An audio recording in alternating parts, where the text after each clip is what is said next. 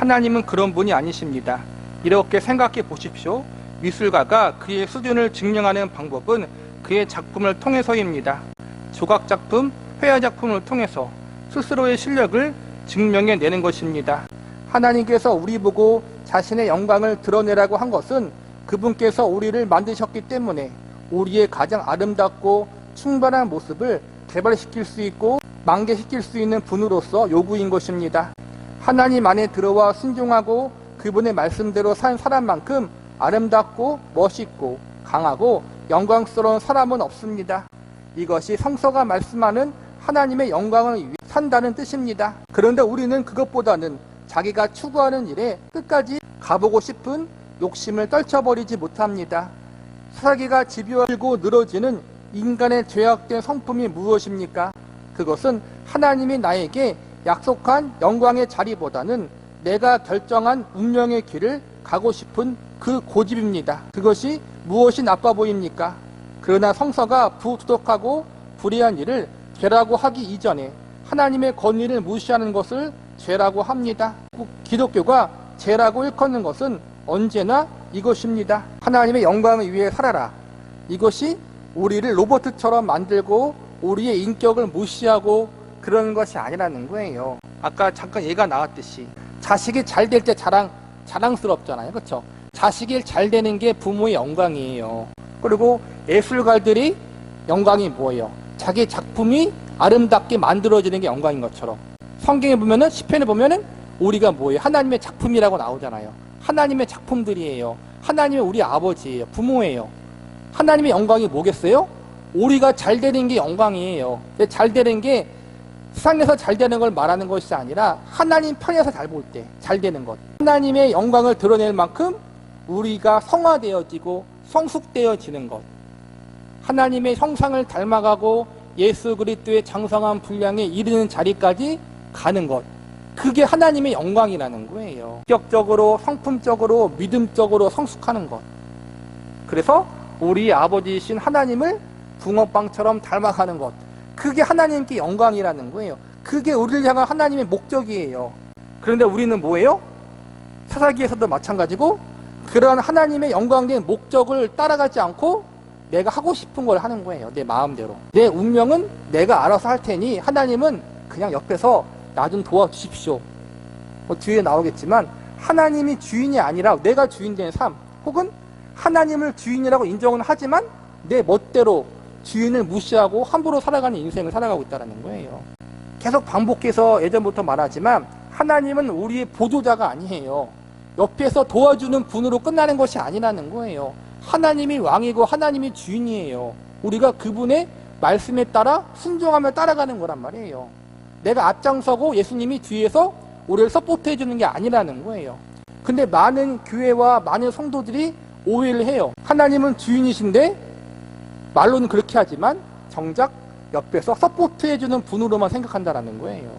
우리는 그걸 조심해야 돼요. 근데 그게 우리만의 실수가 아니라 역사적으로 성경에 있는 이스라엘 백성들의 실수였다는 거예요. 죄인들의 본능이 그렇다는 거죠. 신자는 하나님이 나보다 높다는 것을 아는 사람을 일컫습니다.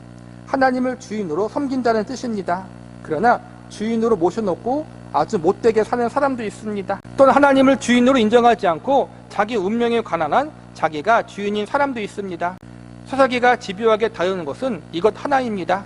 너희는 누구를 왕으로 요구하고 있는가? 이것이 바로 우리에게 묻는 질문입니다. 아비멜렉과 세겜 사람들의 기록을 오늘 우리 앞에 펼쳐놓아 각자의 심령에게 하나님께서 물으시는 것입니다. 당신의 삶은 무엇을 향하여 어떻게 뛰어가고 있습니까? 누가 정해주었습니까? 누구의 방법을 쫓고 있습니까? 이렇게 묻는 것이 사사기 9장인 것입니다. 우리는 종종 성공이라는 것에 미쳐서 자존심 싸움을 하다가 망하곤 합니다. 내가 남보다 더 높은 지위에 오르고 남보다 더 많이 가짐으로써 하나님이 증명될 것이라고 생각하지 마십시오. 하나님께서는 단 한 번도 그런 식으로 자신의 영광을 우리에게 요구하신 적이 없습니다.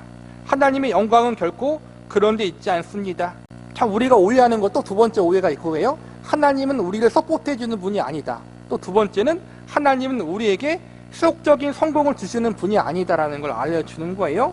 우리가 세상에서 성공하고 잘 잘 먹고 잘 살아서 그걸 통해 믿지 않는 사람들에게 하나님의 살아계심을 증거하도록 일하지 않는다라는 거예요.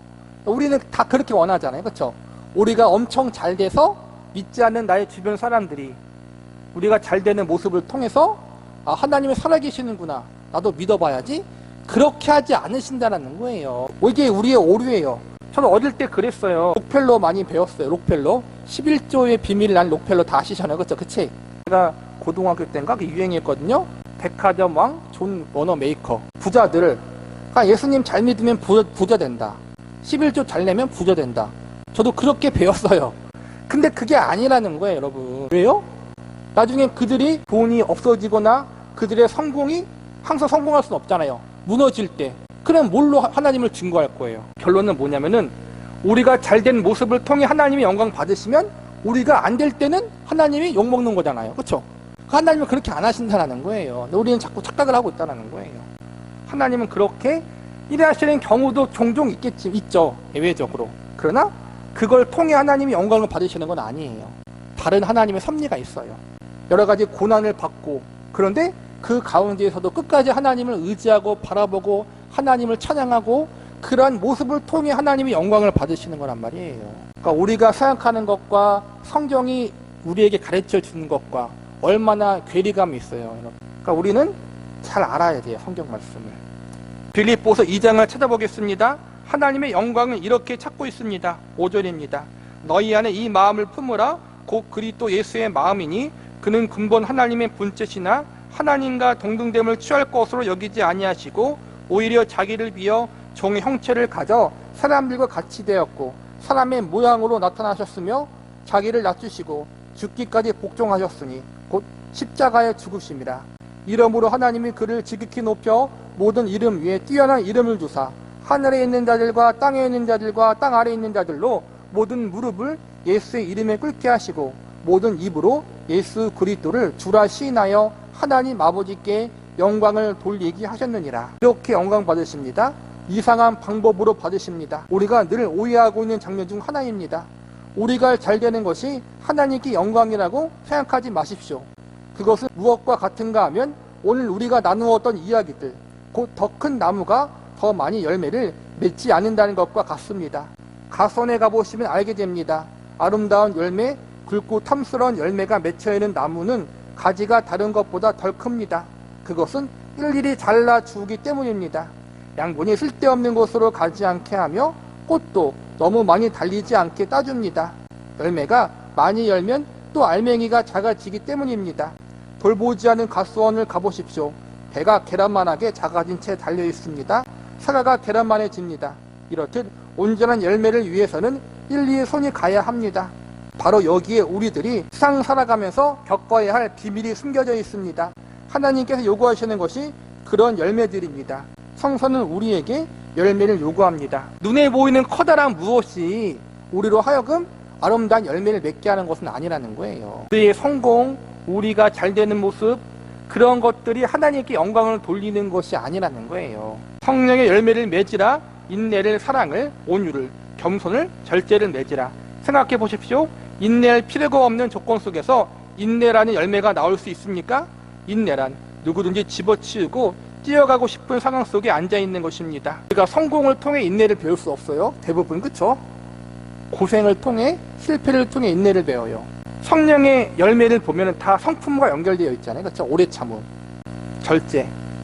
이 모든 것들이 잘 되는 것을 통해 열매를 맺는 것보다는 잘 안 되는 상황 속에서 하나님을 의지하며 나아갈 때 성령의 열매가 맺히는 거란 말이에요. 그것은 오해일 수 있습니다. 괄시일 수 있습니다.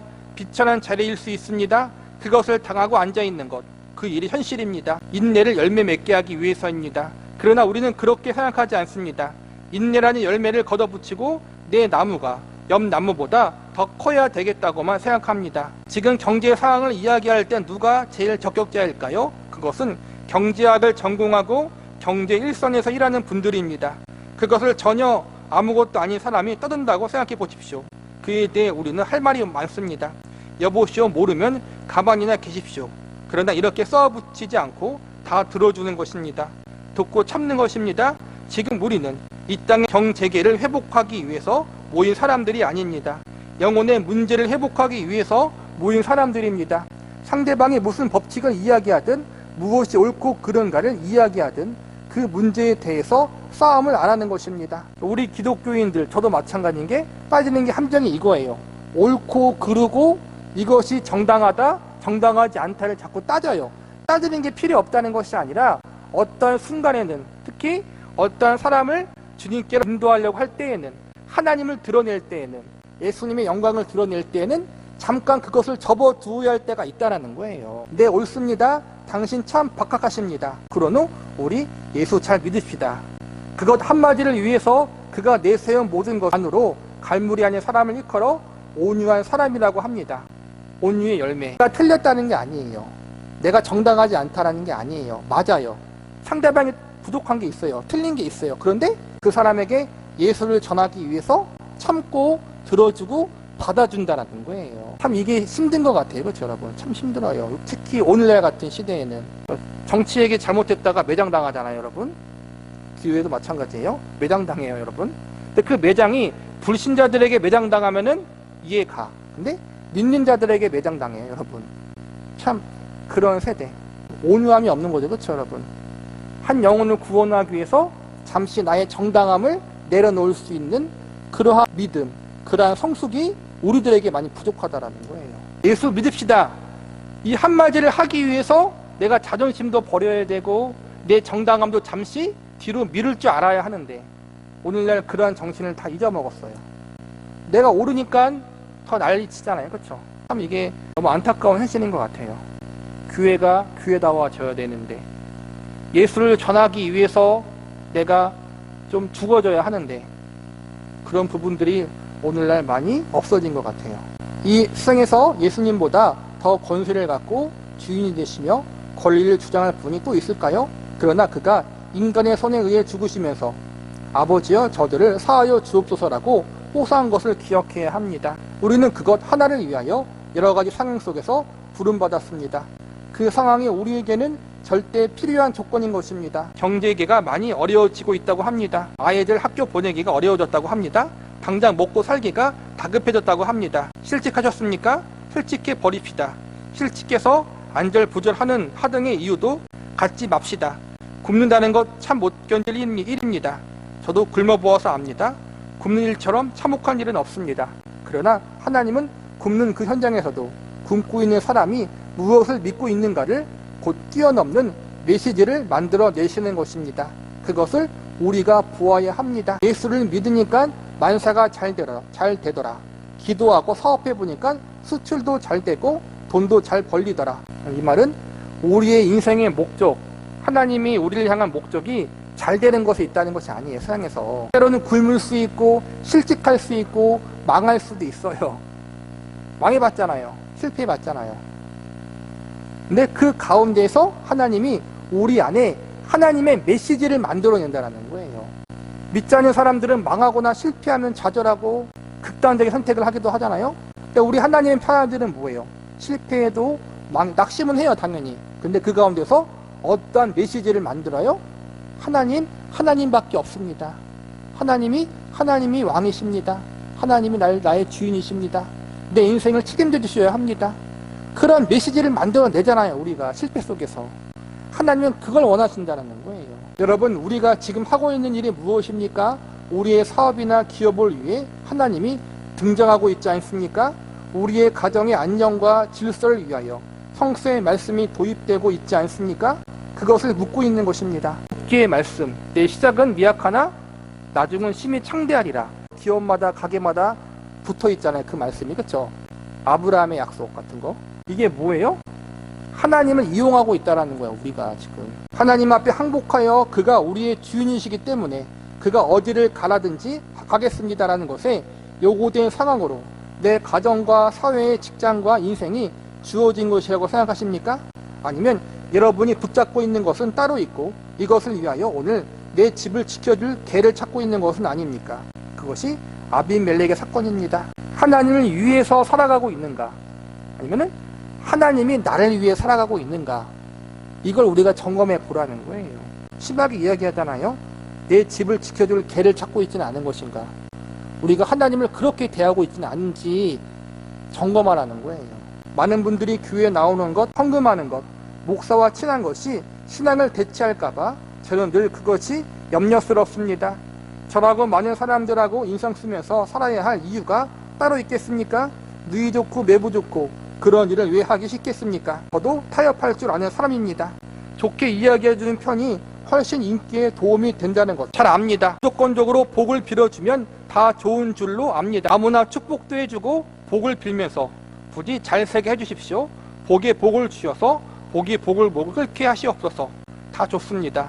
복을 비는 것이 무슨 잘못이겠습니까? 그러나 아닙니다. 절대 그렇지 않습니다. 항상은 정당한 차원에서 복을, 평안을, 위로를 약속하고 있는 것입니다. 기초가 틀려있는 다음에는 그 무엇도 거짓입니다. 우리의 목적, 하나님을 위해 살아가는 것이 아니라 하나님이 나를 위해 살아가게 될 때, 그리고 그것이 근거로 돼서 성공과 잘 되는 것이 자꾸만은 우리에게 복처럼 느껴질 때, 기초부터 다르면은 모든 게 달라질 수밖에 없다는 거예요. 우리가 왜 이 자리에까지 와 있는 것입니까? 하나님 앞에 무릎 꿇고, 하나님 오늘 나에게 요구하시는 방향과 목표와 방법이 무엇입니까? 이렇게 묻기 위해서 나오신 것입니까? 아니면 우리 것을 따로 붙들고 있고 목사님 축복기도 부탁합니다 하는 것 때문에 나와 있는 것은 아닌가요? 한국교회의 가장 큰 병은 무엇입니까? 교회를 위해서 일하다가 늙어 죽는다는 사실에 있습니다. 교회 헌금 찬양 때 이런 것이 궁극적인 목표가 되지 않기를 바랍니다. 어느 한 교단과 교회에 속 있다는 것으로 안심하지 마십시오. 오직 하나님입니다. 교회와 연합하지 마시고 하나님과 연합하십시오. 우리가 각자 하나님과 어떠한 관계에 있으면 하나님 말씀 앞에 우리가 지금 어떻게 반응하는가, 그 한 가지 사실 외에는 그 아무 곳에도 마음 쓸 일이 없습니다. 참 이게 교회와 연합하지 말고 하나님과 예수님과 연합하라는 게 참 마음에 와닿는 것 같아요. 그렇죠? 우선순위라는 거예요. 하나님과 연합하고 예수님과 연합하면 자연스럽게 교회를 사랑해요. 여러분, 맞는 거예요. 교회를 사랑하지 않는 사람은 하나님과 예수님과 연합하지 않는 사람이에요. 근데 교회와 연합한 것이 곧 하나님과 연합한 것은 아니라는 거예요. 이게 참 우선순위 문제예요. 백지장 하나의 차이인데, 하나님을 사랑한다고 얘기하고 예수님을 사랑한다고 얘기하는 사람 치고 교회를 사랑하지 않는 사람들은 문제가 있는 사람이에요. 여러분, 반대로 내가 교회 안에 있다는 것 자체만으로 내가 하나님과 함께 하고 있다는 걸로 착하지 말라는 거예요. 어려운 부분인 것 같아요. 예배가 끝나고 저와 악수를 한번 하고 떠난다고 무엇이 우리에게 이익이 있겠습니까? 예배 끝나고 뒤에 목사님이 와서 다 인사하잖아요. 그렇죠? 인사하고 악수하고. 그게 중요한 게 아니라는 거예요. 이게 이 악수 안 했다고 시험에 드는 성도도 있다고 해요. 그저 뼈다귀 한번 잡았다 놓은 것 뿐이지 목사가 한번 쳐다봐줬다고 형편이 달라지는 것은 절대 아닙니다. 그러나 여기 위대하신 분이 계십니다. 영원하신 분이 계십니다. 우리 모두의 복됨과 기쁨과 만족을 위하여 부르시고 계시는 분이십니다.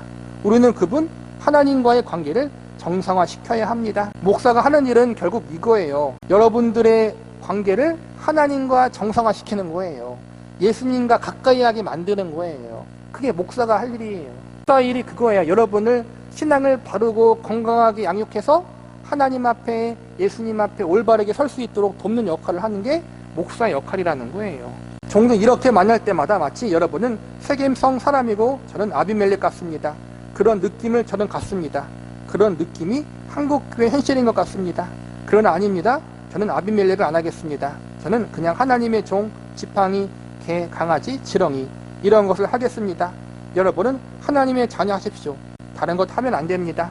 하나님을 두려워하고 하나님 말씀 앞에 우리 모두 인생을 꺼내놓아 그 길이 순탄한가 안 한가 하는 문제가 아닌 하나님이 요구하시는 열매를 맺는 사람들이 되십시오. 얼마나 성공하고 얼마나 잘 나가느냐가 아니라 하나님이 우리에게 원하시는 열매, 성령의 열매, 하나님을 닮아가고 예수님을 닮아가는 그 성화된 삶을 살아가는 걸 우리의 인생의 목적으로 삼으라는 거예요. 그 열매를 맺기 위해서라면 여러분이 지금 갖고 있는 조건이야말로 최고의 조건이 될 것입니다. 가장 아름다운 열매를 맺게 하기 위해서 오물을 거름으로 준다는 사실을 기억하십시오.